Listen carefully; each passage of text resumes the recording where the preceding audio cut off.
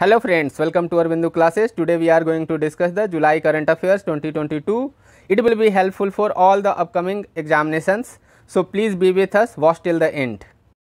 Which of the following UN member states are not UNESCO members?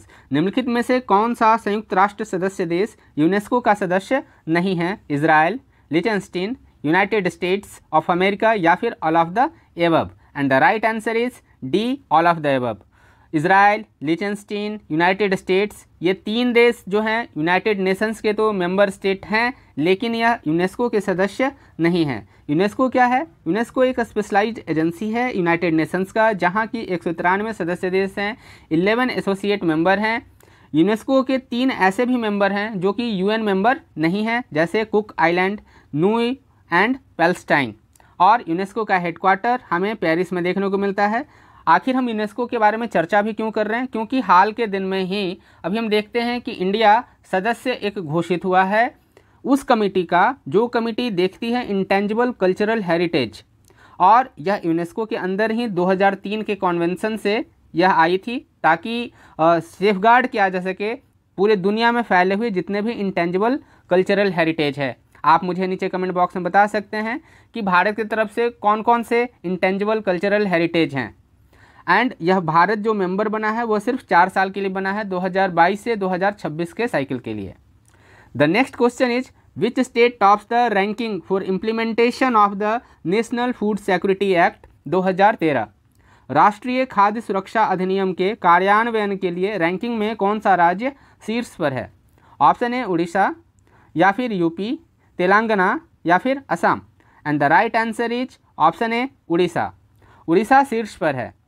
Bharat में 2013 में एक खाद्य सुरक्षा अधिनियम लाया गया था, और अभी जब रैंकिंग की गई डिफरेंट स्टेट्स की, तो हम पाते हैं कि जो 20 जनरल कैटेगरी के स्टेट्स थे, जनरल कैटेगरी कहने का मतलब वह स्टेट या यूनियन टेरिटरी जो जिनको कि स्पेशल कैटेगरी का स्टेटस नहीं मिला हुआ है, उन सारे राज्यों का जब रैंकिंग किया जाता है तो उनमें उड़ीसा टॉप पे आता है, उसके बाद उत्तर प्रदेश और फिर आंध्र प्रदेश, और बॉटम 3 की बात करें तो दिल्ली, छत्तीसगढ़ और गोवा हैं.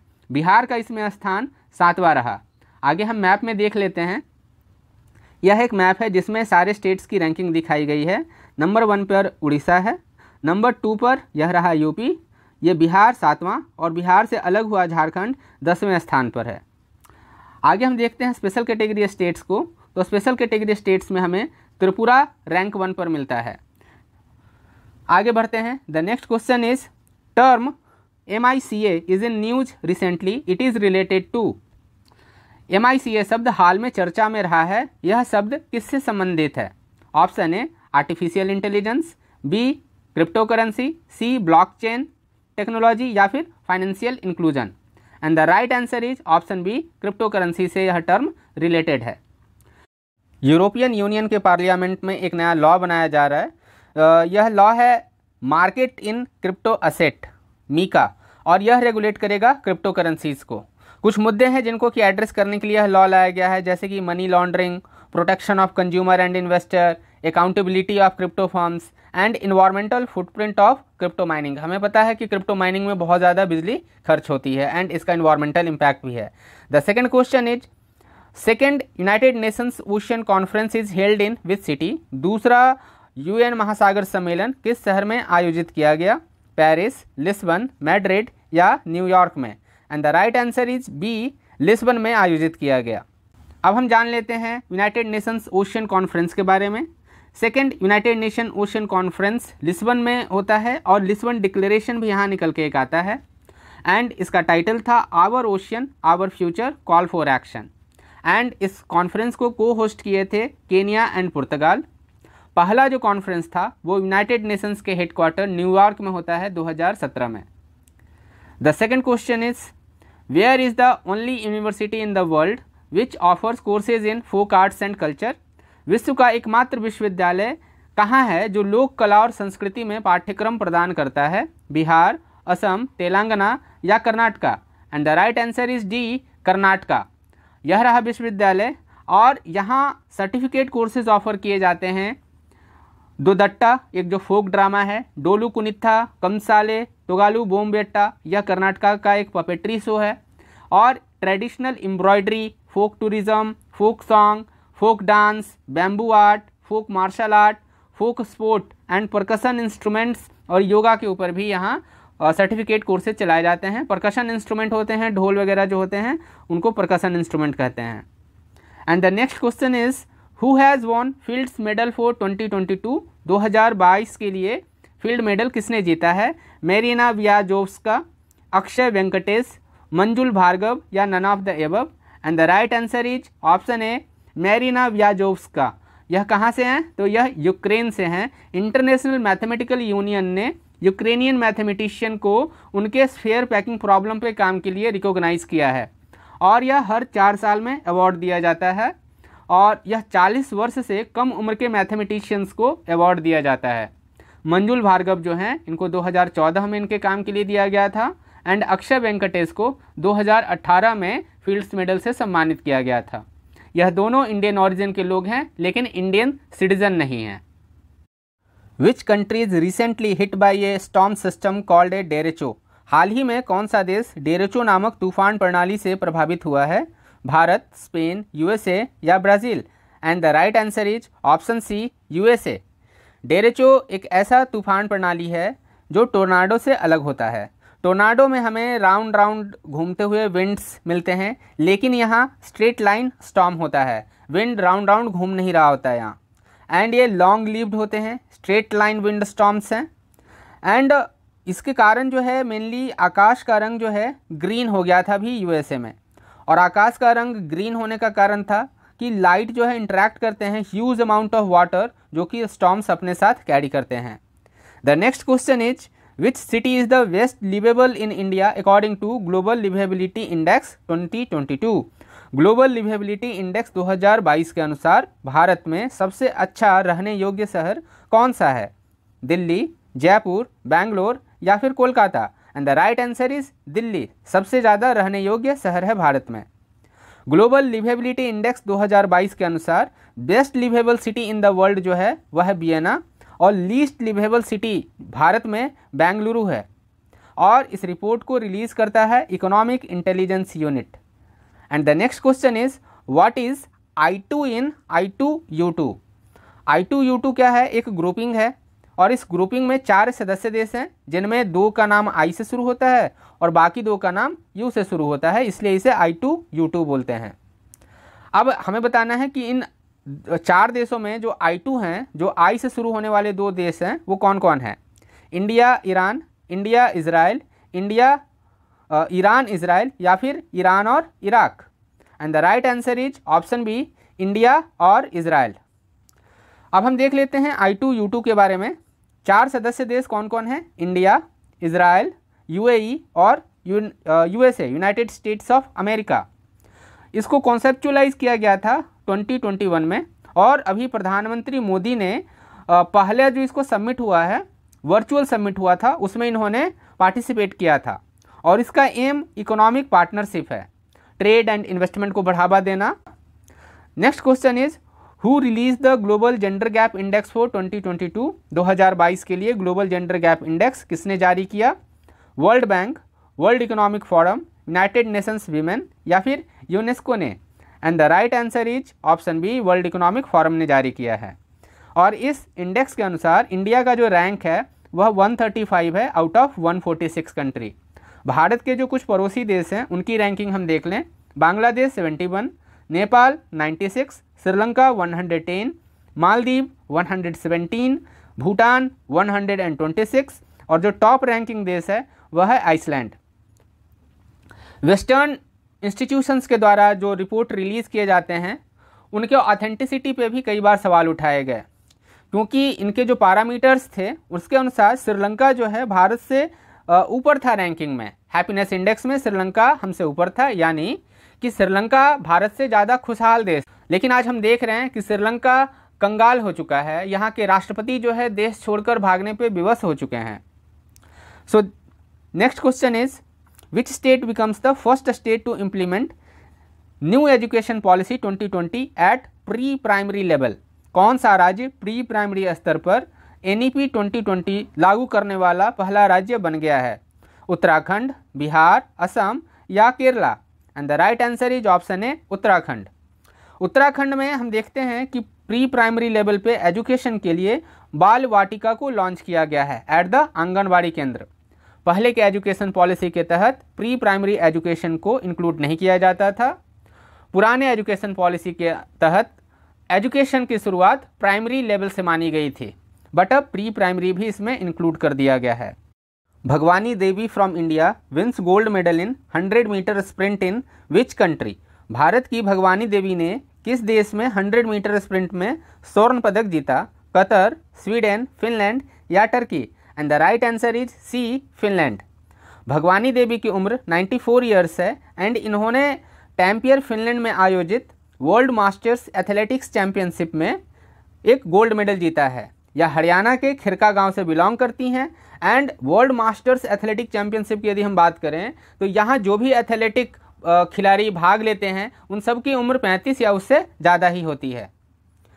अगला क्वेश्चन है, which company has unveiled India's first indigenously made lithium ion cell. किस कंपनी ने भारत की पहली स्वदेश निर्मित लिथियम आयन सेल का अनावरण किया है? निप्पो, एवरेडी, ओला या ऑर्पट ने? And the right answer is C, Ola ने।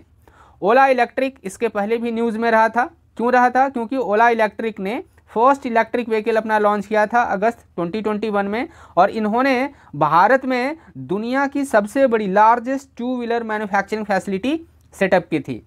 और यह जो लिथियम आयन सेल है इसे इन्होंने नाम दिया है NMC 2170, जिसका कि यह प्रोडक्शन 2023 से चेन्नई बेस्ड अपने गीगा फैक्ट्री में शुरू कर देंगे। And the next question is, when will India surpass China as the world's most populous country according to United Nations. Bharat संयुक्त राष्ट्र के अनुसार दुनिया के सबसे अधिक आबादी वाले देश के रूप में चीन को कब पीछे छोड़ देगा? 2025, 2050, 2030 या 2023? And the right answer is 2023। हाँ जी, हम अगले ही साल चाइना को पीछे छोड़ देंगे आबादी के मामले में। और ऐसी बात यूनाइटेड नेशंस ने अपने वर्ल्ड पॉपुलेशन प्रोस्पेक्ट्स 2022 में कहा है। ग्लोबल पॉपुलेशन नवंबर 2022 में ही 8 बिलियन पहुंच जाएगा एंड जो कि 2.5 बिलियन का लगभग 3 गुना होगा और यह हमारी आबादी 1950 में थी। 2050 तक भारत की आबादी लगभग 1.67 बिलियन होने की उम्मीद है। बट यह यूनाइटेड नेशन का कहना है, हमारे जो पॉलिसी मेकर्स हैं इनका कहना है हम इस लेवल तक नहीं पहुंचेंगे। 2030 आते आते ही हमारी आबादी जो है वह स्थिर हो जाएगी। Who is father of Indian internet. भारतीय इंटरनेट का जनक किन्हें कहा जाता है? BK सिंगल, राजीव गांधी, सैम पिट्रोडा या VP सिंह को? And the right answer is VK Singhal. VK Singhal का पूरा नाम था ब्रिजेंद्र कुमार सिंगल और यह अभी हाल में ही 82 वर्ष की उम्र में गुजर गए। इनके ही लीडरशिप में 15 अगस्त 1995 को विदेश संचार निगम लिमिटेड ने फॉर्मली लॉन्च किया था internet services for the Indian public. Who won the Austrian Grand Prix 2022। Austrian Grand Prix 2022 किसने जीता? Charles Leclerc, Max Verstappen, Lewis Hamilton and Carlos Sainz junior. And the right answer is A, Charles Leclerc. And यह Ferrari के लिए गाड़ी चलाते हैं। Grand prix जो होते हैं फार्मूला 1 कार रेसिंग प्रतियोगिता है एंड इस साल हुए कुछ और भी ग्रैंड प्रिक्स हैं, जैसे ब्रिटिश ग्रैंड प्रिक्स, इसमें कार्लोस सैन जूनियर ने जीत हासिल की थी। कैनेडियन ग्रैंड प्रिक्स में max वर्स्टपेन and Azerbaijan grand prix में भी मैक्स वर्स्टपेन ने ही जीत हासिल की थी। मैक्स वर्स्टपेन रेडबुल के लिए कार चलाते हैं। यहाँ जो भी नाउन है उनके प्रोनाउंसिएशन मेरे डिफरेंट हो सकते हैं जो आप प्रोनाउंस करते होंगे, सो उसके लिए sorry. And the next question is, who won the men's single Wimbledon title 2022। पुरुष एकल विंबलडन 2022 का खिताब किसने जीता? Nick Kyrgios, Roger Federer, Pete Sampras या फिर नोवाक जोकोविक ने? And the right answer is D, Novak Djokovic.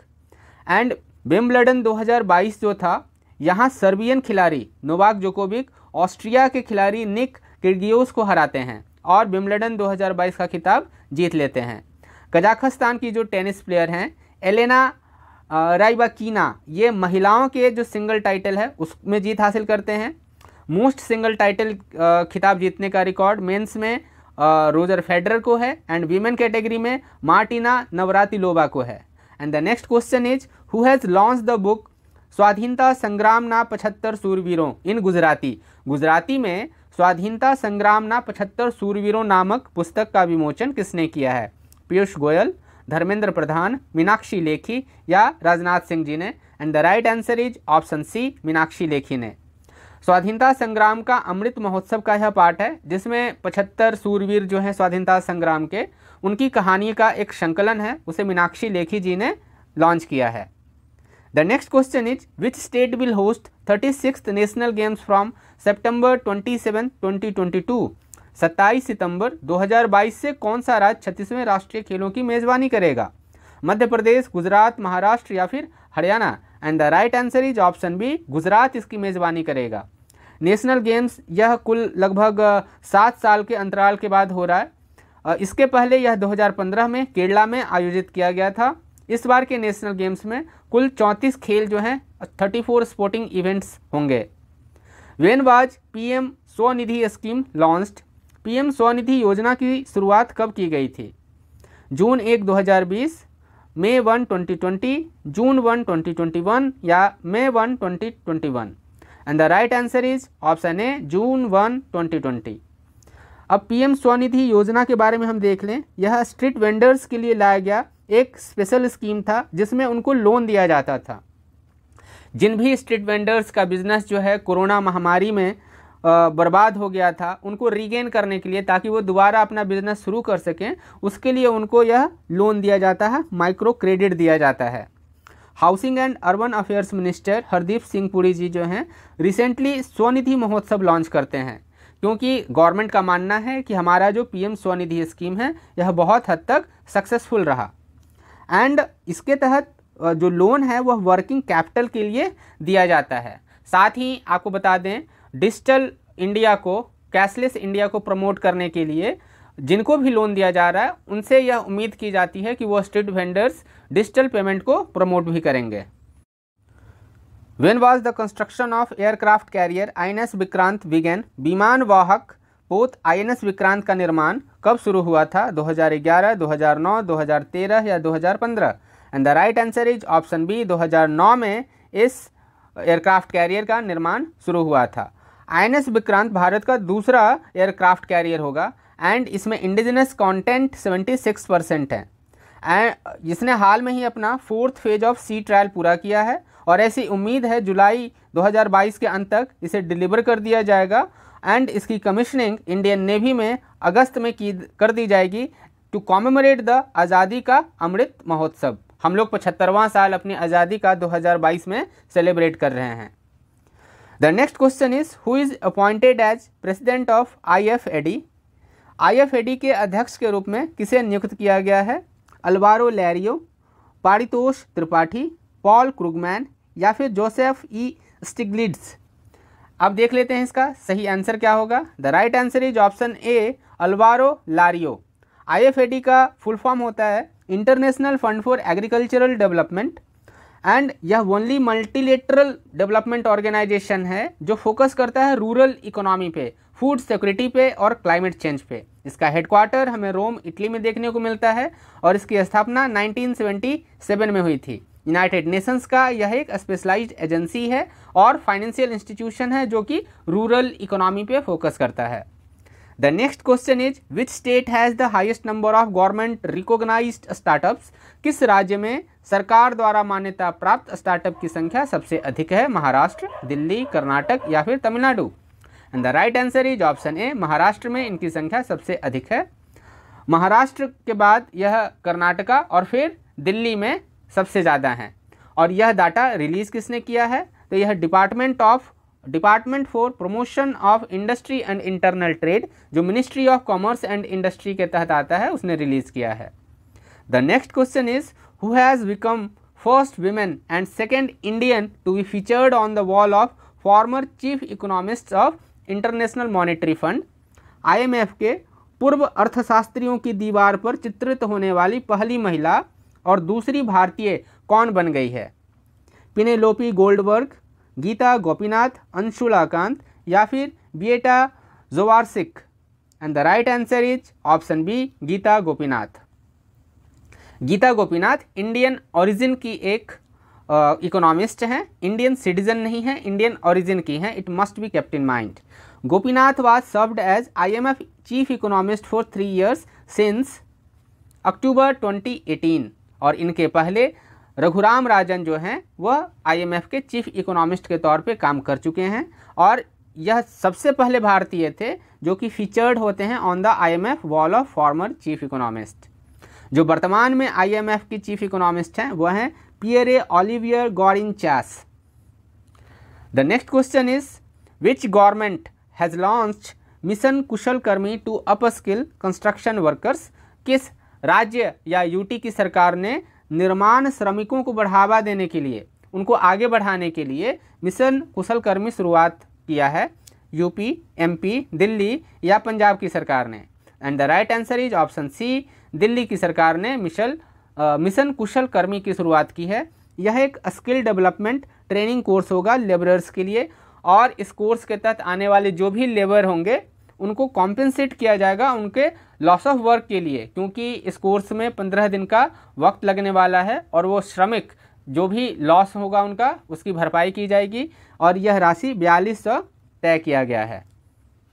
The next question is India's first floating liquefied natural gas terminal is likely to be operationalise in which year.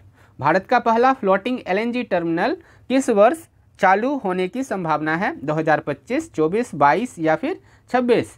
और इसका सही जवाब है option C, 2022 तक यह floating LNG terminal शुरुआत होगा और इसकी शुरुआत कहाँ की जाएगी? महाराष्ट्र के जयगढ़ में। Who was the longest serving prime minister of Japan. Japan के सबसे लंबे समय तक सेवा देने वाले प्रधानमंत्री कौन थे? शिंजो आबे, कुरोडा कियोताका, नोबुशुके किसी या Takio Fukuda? And the right answer is option A, Shinzo Abe.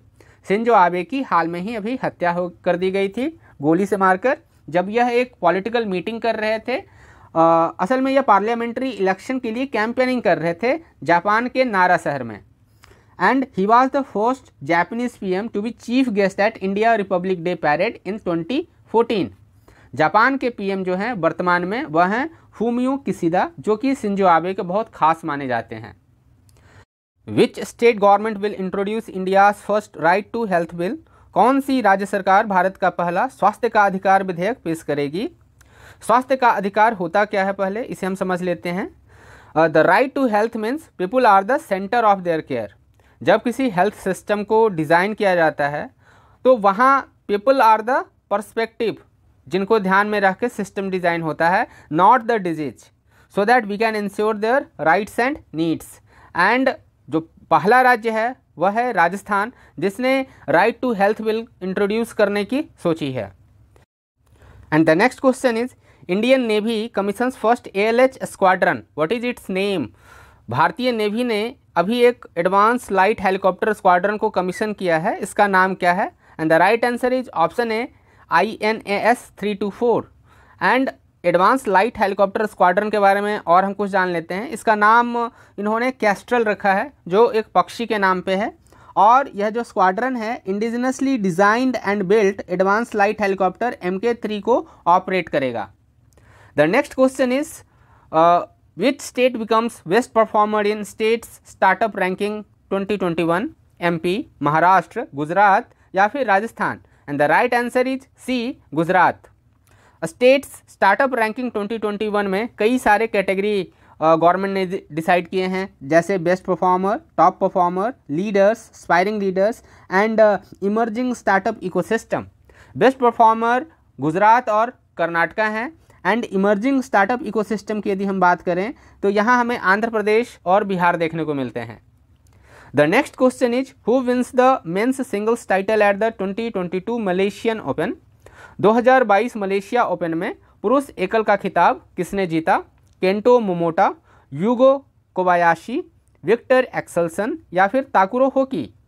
इसका जवाब बताने के पहले मैं बताऊं कि मलेशियन ओपन एक बैडमिंटन चैंपियनशिप है and the right answer for this question is answer C, Viktor Axelsen. World number 1 है विक्टर एक्सेल्सन और इन्होंने यह टाइटल जापान के केंटो मोमोटा को हराकर हासिल किया है। Women's single title Ratchanok Intanon जो थाईलैंड से हैं इन्होंने। The next question is who is crowned as Femina Miss India World. Femina Miss India World के रूप में किसे ताज पहनाया गया है? सिनी शेट्टी, रूबल शेखावत, सिनाता चौहान या none of the above. And the right answer is Sini Shetty. She will represent India at the prestigious 71st Miss World pageant. And यह एक भारतनाट्यम डांसर भी हैं जो कर्नाटका को रिप्रेजेंट करती हैं। हालांकि इनका जन्म मुंबई में हुआ है और फर्स्ट रनर अप रही थी अभी rouble Shekhawat. The next question is which state has India's largest floating solar project. Bharat की सबसे बड़ी तैरती सौर परियोजना किस राज्य में है? आंध्र प्रदेश, तेलंगाना, छत्तीसगढ़ या फिर Rajasthan. And the right answer is option B Telangana. Telangana में सबसे बड़ी तैरती हुई सौर परियोजना है और इसे कमीशन किया था एनटीपीसी ने, जो कि तेलंगाना के पेडापल्ली डिस्ट्रिक्ट में रामागुंडम नामक जगह पर है। एंड इससे होगा क्या कि जब आप किसी परियोजना को, सोलर प्रोजेक्ट को किसी पॉन्ड के ऊपर लगाते हैं तो इससे इवोपोरेशन रेट भी घट जाता है एंड साथ ही वाटर कंजर्वेशन हो रहा है और सोलर प्रोजेक्ट के लिए आपको जो स्पेस चाहिए था वो स्पेस भी आपको मिल गया।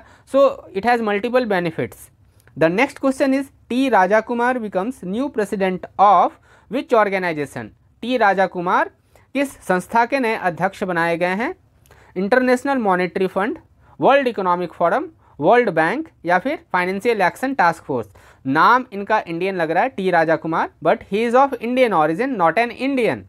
He is from Singapore. यह सिंगापुर के एक नागरिक हैं। एंड ऑप्शन डी इसका राइट आंसर है। फाइनेंशियल एक्शन टास्क फोर्स का इनको नया अध्यक्ष बनाया गया है।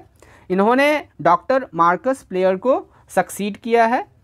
And financial action task force का हेडक्वार्टर हमें पेरिस, फ्रांस में मिलता है।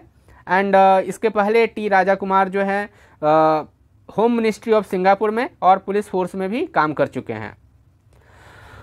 इजराइल के 14वें प्रधानमंत्री कौन है? Who is 14th prime minister of Israel? Naftali Bennett, Yair Lapid, Benjamin Netanyahu या एहुड ओलमर्ट।